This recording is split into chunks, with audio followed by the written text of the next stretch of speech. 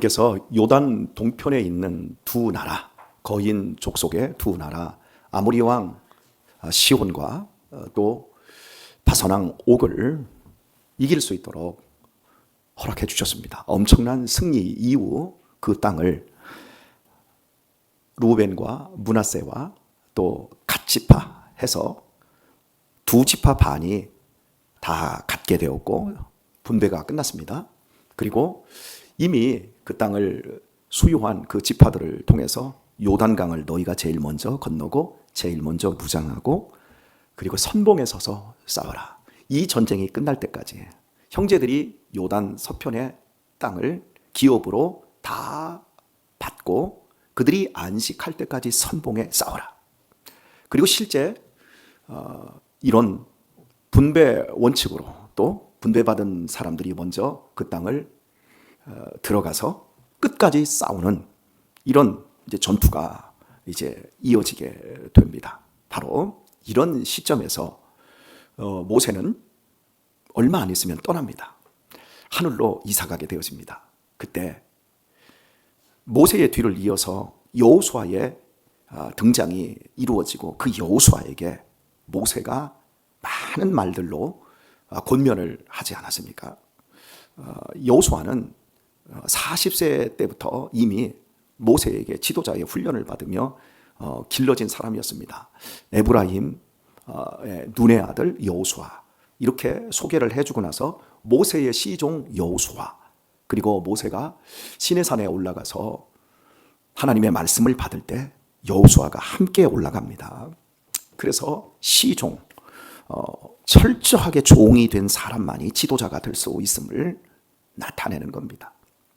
성경 역사를 보게 되면 참 멋지게 승리해놓고 가파르게 실패의 길로 갔던 사람들이 있었고 인생이 너무 고단하고 고통스럽고 하지만 시간이 지날수록 아주 조금씩 완만하게 성공과 승리의 길로 갔던 사람들이 있습니다. 얘기를 해보면 솔로몬과 같은 경우 왕이 되어서 아주 가파르게 추락을 해버립니다.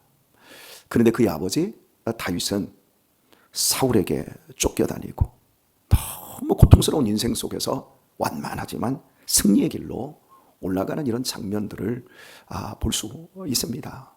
그 외에도 성경은 수없이 많은 이야기들을 하고 있습니다. 여호수아는 철저히 준비된 지도자였습니다.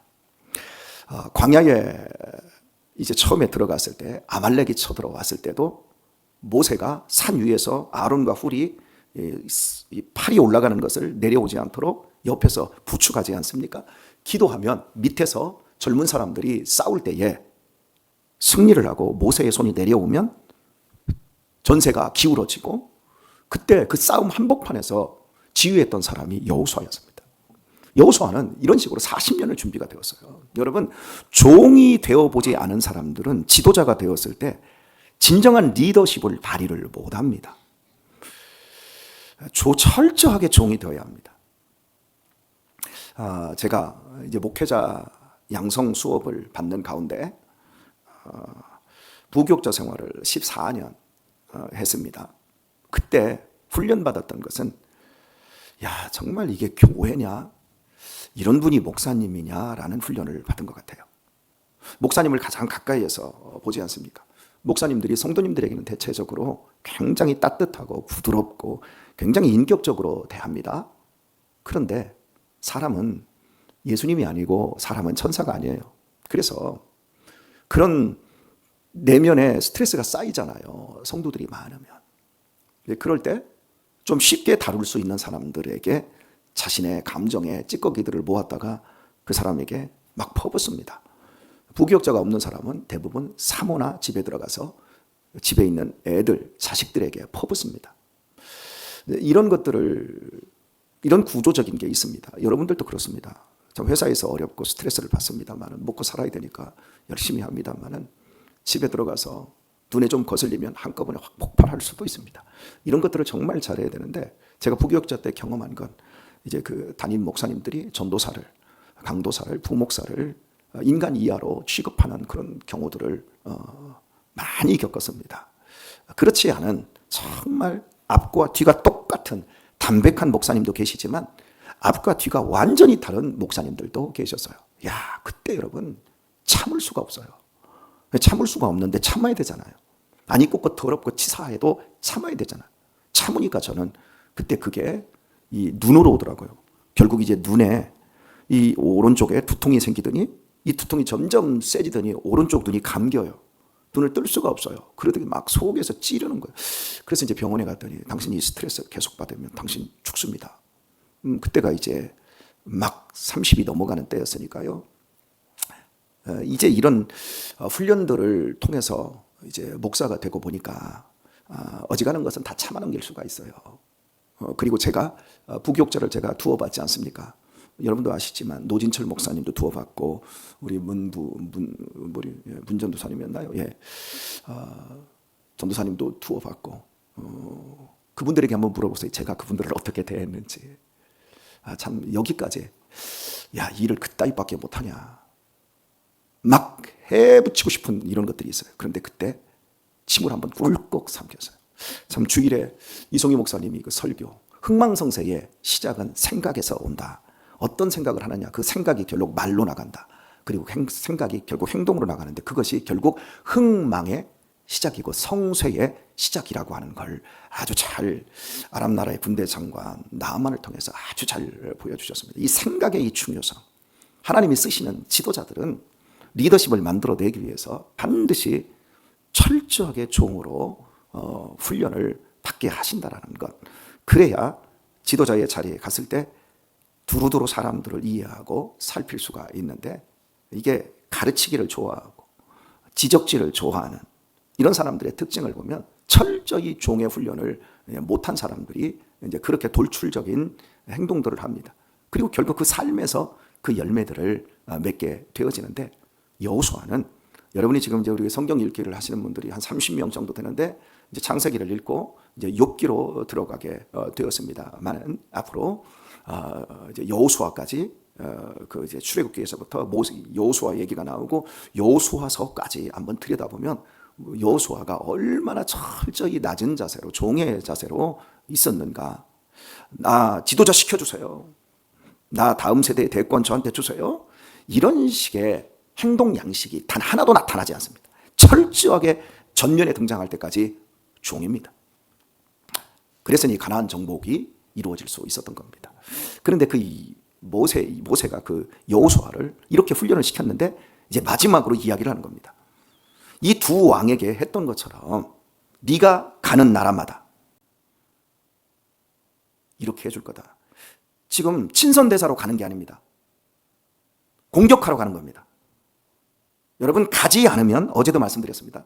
약속은 받아놓고 가지 않으면 땅끝까지 이르러 내 증인이 되리라. 증인이 되려면 가야 합니다. 땅끝으로. 가지 않으면 하나님의 약속이 우리 삶에서 경험되지 않는다라고 하는 것. 그래서 네가 가는 나라마다 앞에서 주었던 승리를 줄 것이니까 두려워하지 말라. 여러분이 엄청난 약속이잖아요. 뒤에서의 승리를 앞에서도 보장하고 있는 이 놀라운 모습. 그런데 이것을 이 두 왕에게 행하신 모든 일을 네가 목도하였거니와 네가 가는 모든 나라에도 여호와께서 이와 같이 행하시리니 너희는 그들을 두려워하지 말라. 너희 하나님 여호와 그가 너희를 위하여 싸우시리라 하였노라. 여러분 결국 여호수아에게만 이야기한 것이 아니라 이걸 백성들에게도 이야기한 거예요. 너희가 본대로 해준다. 너희가 본대로 믿음을 갖고 두려워하지 않은 상황에서 두렵지만 두려워하지 말고 앞으로 나아가면 반드시 바사랑 옥과 아모리 왕 시온에게 해준 것처럼 승리를 주게 될 것이다. 이렇게 권면하고 있습니다. 사랑하는 교회 여러분, 먼저 하나님의 역사를 본 사람들이 역할을 잘해야 합니다. 자, 한번 제가 묻겠습니다.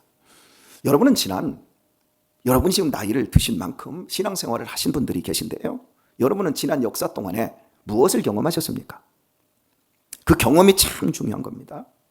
기도 응답을 받아본 사람들이 있습니다. 예, 우리 교회 같은 경우에는 개척교회였고 그리고 개척해서 여기까지 오는 동안에 그 개척의 상황 속에서 하나님께서 어떻게 우리 교회를 부흥케 했는지를 경험한 세대들이 여기 계십니다. 그리고 여러분들 가운데는 가정이 회복되신 분들이 계십니다. 이런 하나님의 역사와 축복들을 경험한 거, 여러분 이게 굉장히 중요하다고 말씀을 드렸어요. 이것을 여러분이 목도한 것을 가지고 다음 세대들에게, 여러분의 뒤에 있는 사람들에게 전해줄 수 있어야 됩니다. 이걸 못 본 사람들에게.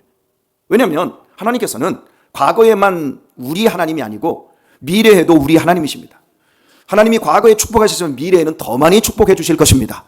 믿고 앞으로 나아가야 합니다.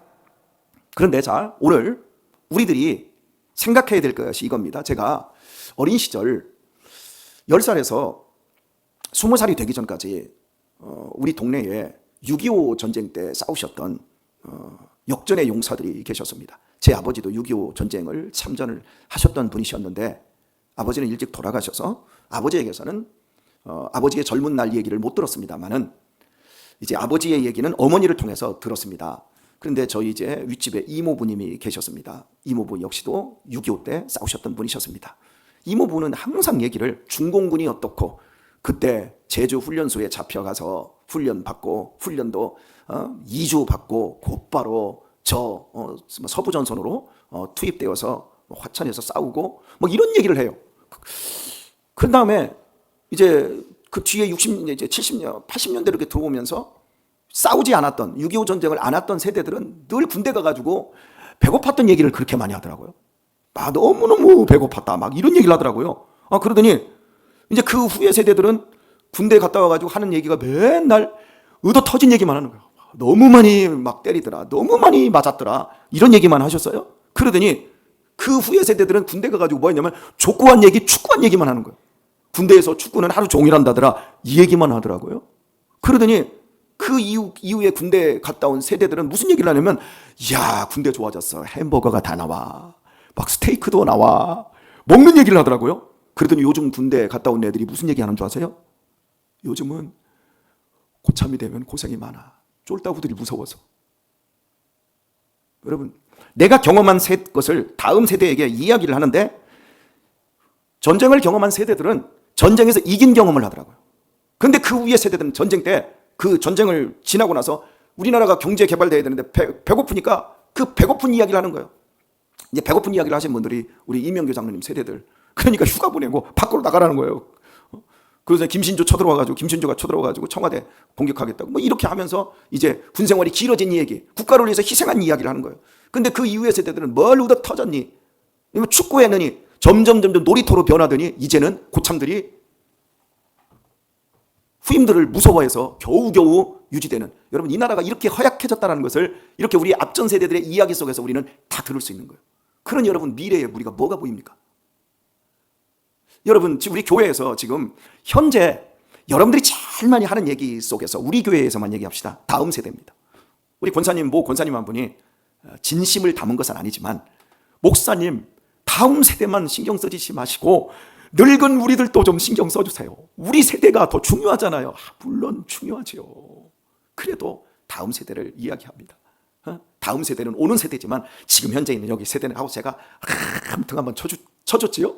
예, 우리 지금 다음 세대 다 걱정합니다. 그런데 우리 교회만 그런 게 아니라 다른 교회들도 다음 세대를 다 얘기합니다. 우리 한국교회 전체가 지금 다음 세대가 없다 이렇게 말합니다. 한국교회 전체적인 이 종교 분포도에 있어서 한국교회가 지금 19%입니다. 그런데 앞으로 10년 후가 되면 11%로 떨어집니다. 그리고 15년 후가 되면 8%로 떨어집니다. 아무리 다음 세대들을 이야기해도요, 사회학적으로 인구가 줄고 있고요, 교회 여러 가지 이유로 지금 교회는 총체적인 위기 속에 있습니다. 다음 세대들을 얘기하는 게 중요한 게 아니라요, 우리가 어떤 승리의 경험을 우리 그 다음 세대에게, 몇 명이 되지 않아도 그 다음 세대에게 승리의 이야기를 해주느냐가 중요한 겁니다. 뒤에서 딱 모여가지고 우리 목사님이 어떻고, 이렇게 우리 성도들끼리 모여가지고 서로 싸우고, 누가 싫고, 나는 누구 당이니, 나는 어느 편이니, 나는 보수니, 나는 진보적인 색깔이니, 나는 옥하는 목사님이 좋으니, 나는 이찬수 목사님이 좋으니, 나는 김진영 목사님이 좋으니. 여러분, 그런 얘기로 4분 오열된 얘기 아무리 많이 하면서 다음 세대 걱정한다고 다음 세대가 일어날 것 같습니까? 절대 못 일어납니다. 오늘 우리가 모이면 무슨 얘기를 해야 되는 줄 아세요? 우리 교회 23년 동안 하나님께서 어떻게 역사를 하셨는지, 할렐루야. 내가 이 교회에서 어떤 역할로, 어떤 모습으로, 어떤 위치에서 종이 되었고 지금 어떤 리더로 지금 자리매김하고 있는지 그 얘기를 해줄 수 있어야 됩니다. 승리의 경험, 승리의 이야기를 할 때 우리 아이들이 막 가슴이 뜨거워지는 겁니다. 그리고 그 아이들이, 다음 세대들이, 우리도 우리 앞전 세대들이 경험했던 이 부흥을, 이 하나님의 역사를 우리도 한번 경험 한번 해보자. 우리 목사님이 얘기했어. 우리 전용권 집사님이 얘기했어. 우리 신권사님이 얘기했어. 정말 하나님께서 기적을 행하여 주셨다고. 그러니 우리도 한번 믿음 생활 제대로 한번 해보자. 오병이어 기도도 한번 해보자. 그렇다면 하나님께서 역사해 주지 않겠느냐. 네 믿음대로 될 것입니다. 믿음의 영광을 볼 줄 믿습니다. 여러분, 이런 이야기들을 우리가 해줘야 돼요. 여기 이긴 경험 몇 번이나 있습니까, 여러분? 안 입고 더럽고 치사할 때 여러분이 꿀꺽 참고 그걸 더 사랑으로 승화시켜서 이긴 경험이 얼마나 있습니까? 뛰쳐나가고 싶을 때 그래, 하나님이 심겨진 자리에서 내가 죽도록 충성해야지 하면서 막 버텨냈던 그런 경험들이 여러분 얼마나 많이 있습니까? 네가 나한테 이렇게 얘기해? 그래? 나 너 이제부터 쳐다도 보지 않을 거야. 그런 거 말고 네가 나한테 그렇게 얘기해? 도끼가 나무를 찍으면 나는 향나무야. 네 아무리 찍어봐. 난 네 도끼에다가 향을 묻혀줄게 하면서 실제로 그런 행동을 한 경험이 얼마나 있습니까? 여러분, 승리의 경험을 가져야 합니다. 승리의 경험을 만들어 가시기를 축복합니다. 이런 것들을 우리가 해낼 줄 알아야 여호수아처럼 다음 세대들을 향하여 내가 분명히 봤어. 하나님께서 역사하시는 걸 분명히 봤어. 저 권혁철 목사님과 하나님께서 함께 하시는 걸 분명히 봤어. 저 권혁철 목사님과 함께 믿음 생활 잘하는 사람들이 어떻게 복을 받고 어떻게 역사를 이뤄가는지 내가 보았어. 할렐루야. 이런 것들을 우리들이 다음 세대에 얘기해 줄 수 있어야 되는 거예요. 오늘의 말씀을 맺도록 하겠습니다. 좋은 교회의 3가지 조건을 여러분에게 말씀드릴 테니까 이 조건이 우리 교회보다 더 좋으면 다 거기로 옮겨가세요. 아셨어요? 첫 번째, 좋은 교회의 특징. 목사가 혐오적인 발언을 않는다. 성도들이 혐오적인 말을 않는다. 여러분, 저 사람은 악의 축이야. 저런 인간 때문에 어떻고. 저 텔레비전에 나오는 저 목사 저런 것도 저 인간도 아니야. 여러분, 혐오적인 발언을 하는 목사님이나 성도들이 일상화된 그런 교회들은 절대 가면 안 됩니다. 왜냐하면 우리는 원수도 사랑해야 되는데 내 형제, 내 목사, 내 성도님들 그리고 우리 서로 사랑하지 못하는 그런 교회는 여러분 이미 교회의 길을 포기한 거고 그리스도인인 것을 자기 스스로가 내려놓는 거예요. 그런 교회를 가면 안 돼요. 여러분, 잘 참고 사랑의 말을 하고 누구든지 품을 수 있고 이런 교회를 첫 번째로 좋은 교회로 생각하시길 바랍니다. 예. 자, 두 번째 있습니다. 재정이 투명해야 돼요. 예결산이 확실해야 돼요. 아니 100명, 200명 모이는데 사모님이 재정하고 있는 교회들이 있어요. 11조는 다 목사님 거래요. 우리 지금 노예에도 있어요. 우리 교회보다 훨씬 큰데 11조는 다 목사님, 그러니까 재정부에 실어서 11조는 다 목사님한테 다 드려버려요. 얼마 들어갔는지도 몰라요. 우리 송탄에도 그런 교회가 있었어요. 그래서 한 6, 7년 전에 난리가 났죠. 여러분, 어떤 성도가 우리 교회 와서 여기 교회는 재정이 어때요? 재정 결산하고 예산 세운 거 결산서 한번 볼 수 있을까요? 딱 그러는데 당신이 뭔데? 신천지야? 왜 그런 걸 당신이 따져? 목사님이 알아서 할 텐데. 이러면 우리 교회는 절대 사람들이 오면 안 됩니다. 그런 교회 가면 안 됩니다, 여러분. 실제로 그런 교회들이 많아요. 여러분, 돈은 전부를 얘기해요. 여러분이 믿음 생활 아무리 잘해도 11조 같은 거 못하면 그건 여러분 내 마음이 있는 것에, 돈이 있는 것에 내 마음도 있는 거거든요. 그런 분들은요 절대 안수 집사님이나 그런 분들은 장로님을 뽑으면 안 돼요. 예, 가장 기본적인 거예요, 그런 게. 이렇게 재정이 잘 투명한가 이런 것들을 봐야 돼요. 이 재정을 들여다 보면 합리적으로 이게 돈이 쓰여지는지, 이게 너무 이상하게 무슨 교조적으로 돈이 쓰여지는지를 이게 들여다볼 수 있잖아요. 이런 것들을 잘 봐야 됩니다. 그리고 세 번째, 이게 정말 중요한 것 같아요. 나는 그 교회 가니까 목사님 설교가 너무 좋더라. 나는 그 교회 갔더니 마음이 너무 편하더라. 여러분, 이걸로 교회를 선택하면 안 됩니다. 그 교회에 사람들에게 물어보세요. 당신 이 교회 10년 다녔습니까? 10년 다녔는데 관계가 좋아져야 돼요. 남자가 이 교회 왔는데 우린 남편이 사람이 따뜻해졌어요. 사람이 변했어요. 이 교회에 다녔더니 사람들이 너무 가정적으로 변하고 너무 교회에서 막 서로 봉사하고 어떻게 사람들이 변했어요. 변화. 여러분, 마음 편하고 시설 좋아지고 교회 커지는 건 아무런 의미가 없어요. 여러분, 내가 사람이 변화되는 교회에 속하면, 그런 좋은 교회에 속하면 내가 빨리 변할 수 있습니다. 그러나 사람은 안 변해. 분위기만 변해. 우리 교회가 다음 세대에게 물려줘야 될 것 분명히 이 세 가지입니다. 따뜻한 말, 긍정적인 말, 소망적인 말들로 채워져야 될 줄 믿습니다. 그리고 우리 교회가 재정 규모가 계속 커지고 있습니다.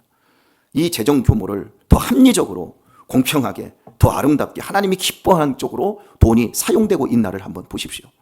우리 교회를 딱 한마디로 말하면 우리 교회 23년 동안 외부로 사역한 것만 모았어도 우리 교회 건축하고도 남았습니다.